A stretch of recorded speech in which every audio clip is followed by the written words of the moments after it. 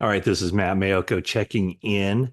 The big news from Monday when I was flying home from Minneapolis, Kyle Shanahan revealed that Deebo Samuel has a calf strain, expected to miss a couple of weeks. He said the injury probably occurred on the third to last play, a hot route, only a 2 yard gain, pass play from Brock Purdy. And then after that was that big, the run play that was nearly intercepted. Deebo Samuel took the ball away with 4 yards, still lost like 10 yards on that play.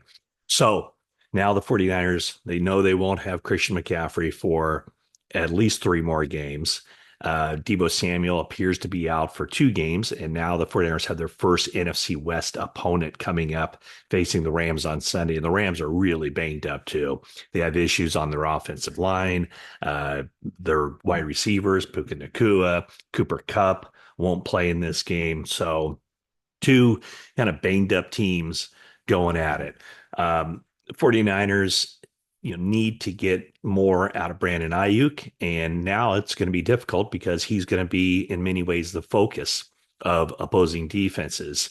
When you look at, last season, Brandon Aiyuk had his breakout year, and all of the guys on that 49ers offense, defenses really had to game plan for. It really started with McCaffrey. He's a threat running the ball. He's a threat coming out of the backfield, especially on third downs. What are you going to do against him in those third and short situations? You got to keep an eye on him as a runner. You might have to double cover him out of the backfield. So that just opened things up for other guys. You also have Deebo Samuel last season where teams would always, figure out where is he lining up? How are they going to account for him as a running back, as a slot receiver, as an outside receiver, et cetera. And George Kittle, what are they going to do with him? They match him up against a linebacker, a safety coming down. And, in a lot of ways, Brandon Aiyuk is kind of the easy guy to cover because it's all cut and dried. He's an outside receiver by and large, covered by the cornerback. Now, I think that they can probably roll some coverages toward him because with two of the 49ers' top offensive weapons out, their options are a little bit more limited, and defenses can kind of condense their game plan into really looking out after Christian McCaffrey or after George Kittle and obviously Brandon Aiyuk. Jordan Mason, of course, has had a really good first 2 games. 147 yards in the opener, 100 yards against the Vikings, but he's not the threat out of the backfield, obviously, that Christian McCaffrey is. And I can say that about just about any player in the league. Christian McCaffrey is one of the all-time best when it comes to catching passes out of the backfield. Of course, one of only 3 players in NFL history with 1,000 seasons. Roger Craig, Marshall Faulk being the others. Okay, so Ayuk hasn't had a real productive first 2 games of the season.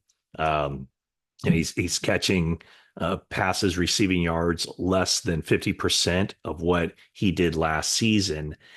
And Shanahan said that he felt like there were some opportunities for him.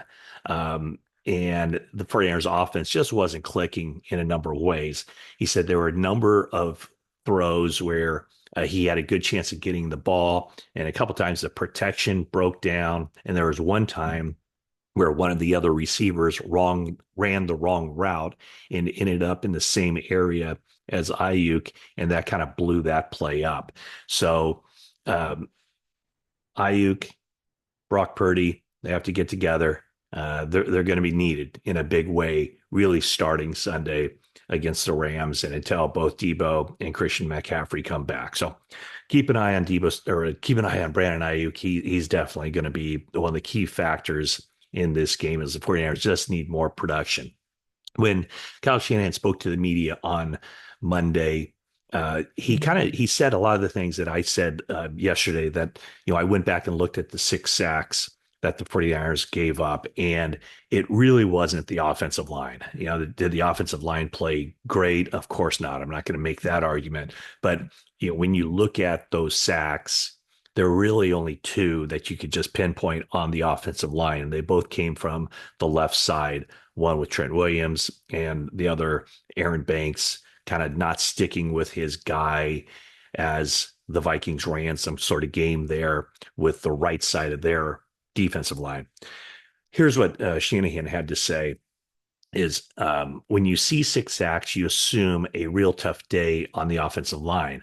But I credit that more to the whole offense. Actually, I think he meant I blame that more on the whole offense.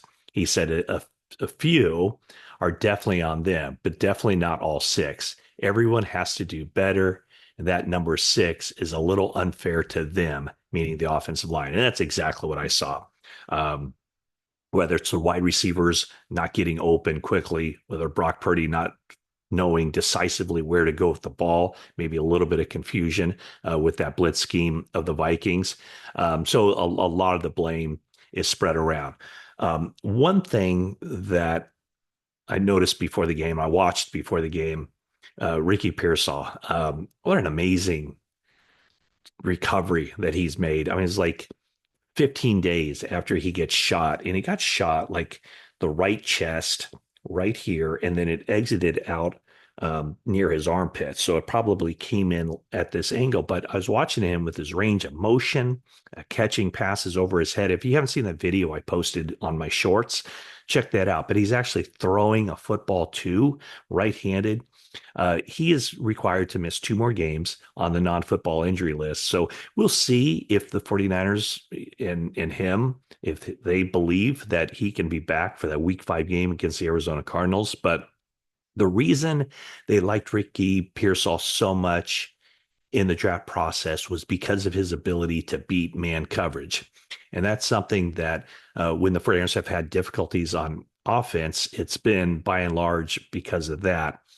Pearsall has the ability with the short area quickness to get open. And so, John Lynch and Kyle Shanahan have both said that they expect him to be a factor this season. We'll just see if it's sooner than later, but he's been working out now, and just all signs are very encouraging as far as him getting back on the field. So um, with McCaffrey and Deebo Samuel out, maybe Deebo Samuel will be back week 4 or week 5. And then, of course, with McCaffrey, you just don't know. He does have to miss the 3 more games, but there's certainly no guarantee that when he is eligible to come off of injured reserve, he'll be able to. Because remember, this Achilles tendonitis, the calf strain, is something that he sustained, or it knocked him out of practices early in training camp.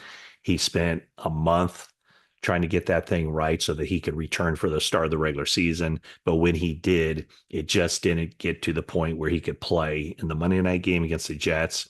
And then the pain was too much in that Thursday practice. He goes on IR. So right now, 49ers are a team in kind of offensive flux, trying to find their way, trying to find the right formulas.